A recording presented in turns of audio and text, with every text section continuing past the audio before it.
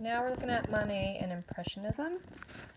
Remember how I brought up Monet and Monet before spring break? And Monet has the word man in it, right? So anytime you see a painting with that is solely focused on human beings, they're the major focal point, right? And you're not quite sure if it's Monet or Monet. It's going to be Monet, right? So in 19th century France, the mark of an artist's success was acceptance into the salon, right? And in 1863, the jury rejected almost 3,000 submitted works. And this caused the artists to create their own salon. And they called it, aptly so, Salon des Refusés, the Salon of the Refused. So a leader of the Impressionist movement was Monet, and his painting Luncheon on the Grass is a touchstone for modern art. It was also a piece that was rejected. There's a lot going on here, and a lot of it is weird, right? And some people were like, why did he even submit it? Because it's not finished. But then there's other people who are like, no, it is finished because there's a pile of her clothing in the foreground, right? So it's not that he just chose not to clothe her. Another thing that's really weird is if you're using linear perspective, right? If this woman was to stand up, she would be over 8 feet tall. Same thing with this little rowboat back here. It would be like more like the size of like a small yacht, not a rowboat, right? So his proportions are off, and it's not that he didn't know how to do that. He just intentionally made it strange and much larger than life. So a lot of things were very weird, and it is highly debated and highly talked about. But the general populace for the Salon of 1860 was like, no, not going to take that.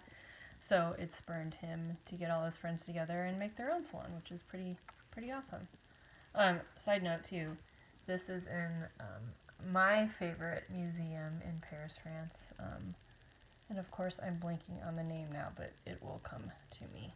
But there's a lot of Degas and Monet and Monet pieces, and it's much smaller, so it's much more doable than, say, like the Louvre or the Met or the MoMA and places like that, who have so much that it's a little too much sometimes for people. So anyhow, moving on to Impressionism. So it aimed to capture an impression. Artists did not want to portray a literal landscape, but the sensation of a landscape, the impression of a moment, of a feeling, of things like that, right? So Monet, Degas, Renoir, and Meursault are other well-known Impressionist artists. This is a great piece by Monet, Impressionism Sunrise in 1872, seen by a critic named Jules Antoine Castiglione, and he was taken by the Impressionists and summed up the movement by what the artists had in common. He stated they were not aiming for perfection, but to capture an impression. That's exactly where the name came from, right? They did not want to portray a landscape, but the sensation of a landscape, the sensation of a feeling, a moment in time. They just wanted to capture moments, not be 100% realistic. Renoir, another great example, Les Moulins de la Galette, 1876. So if you look at this piece, right, all the women look very similar, all the men look very similar. It wasn't about capturing true life. It was more about capturing that essence, that feeling of people being happy, gathering in a public space, dancing, just having a good time, right? Meursault, Summer's Day.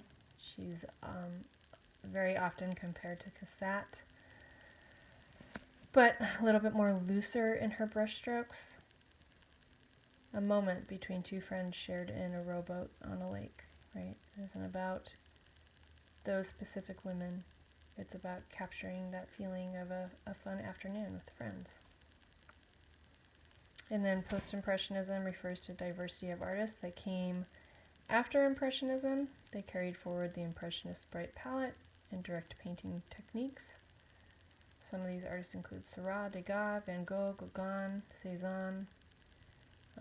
During this time, Seurat started using the pointillism technique, right? Where it was originally referred to as divisionism. When I think of pointillism, I think more about charcoal or a pen or a pencil being used. But with this, he used two different colors, dots, like a yellow-green and a blue-green and placed them next to each other, and that created the impression of a green-green, right? And every single application of paint is all a very teeny, tiny dot. So this painting is very large, took quite some time, at least a couple years. It's at the University of Chicago. If you ever get a chance to go see it, you should. It's pretty fantastic. It's also on page 492. And then Gauguin, so he was of this group too, and he actually got kicked out of, well, actually he traveled to Tahiti, and because he wanted to see life outside his life, right? The sad thing is that he left a family behind, completely abandoned them, went to Tahiti, took a 14-year-old wife for himself, but he had syphilis, gave his poor wife, or his bride, poor syphilis, and their child suffered from it as well. He was a great artist, but not a great guy, to say the least. So this is his piece Te A no Aoris from 1892. Shows his innovations of flattened forms, broad areas of color, strong outlines, tertiary color harmonies, and a taste for the exotic, or the primitive. Holy cow, I can't talk, I'm sorry. That is on page 493.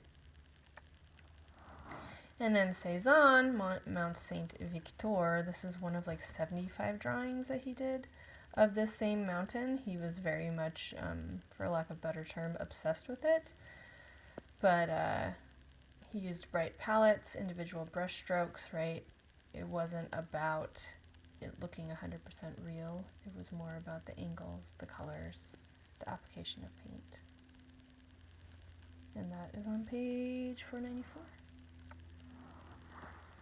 So some post-impressionists like Gauguin felt a need to escape the industrialized world, so they traveled to unurbanized areas, right? Cézanne felt that what had made painting great in the past was structure and order, so as a result, his work grew increasingly abstract, profoundly affecting future artists. In Bridging the Atlantic, Neoclassicism, Romanticism, Realism, and Impressionism were broader trends in America. They weren't so specific, right? Artists traveled to and from Europe for study and new opportunities. And the American contemporaries were Brigham, Cole, Eakins, and Cassatt. Even though Cassatt thought of herself more as a European because she lived the majority of her life in London, but she technically was an American. So this is a piece by Jose Maria Velasco, The Valley of Mexico from the Santa Isabella Mountains range. And it's on page 495 in the book. So he links the beauty of Mexico to the native people who occupy it. It's a sweeping panorama of the site where the Aztec capital of Tenochtitlan stood before it fell to Spain in the 16th century. So the effects of colonization remain visible, with the church dedicated to the miraculous image of the Virgin Guadalupe barely visible in the center of the painting. And Velasco's painting celebrates the beauty of Mexico and its Aztec heritage. So not a big landscape person, but that's a really good one. And then the movement known as realism also found its way to the Americas, right? Artists in the U.S. began exploring genre themes in the 1830s. And these representations of the lives of the lower and middle classes promoted American values and taught moral lessons through the virtues of hard work, independence, and democracy. This is Richard Woodville's War News from Mexico. Offers a fictitious scene of Americans gathering to hear the latest news of the U.S. war with Mexico. And like Gustave Courbet, Woodville based his scene on observation and real life, right? And it looks very realistic. And it's on page 496 in the book.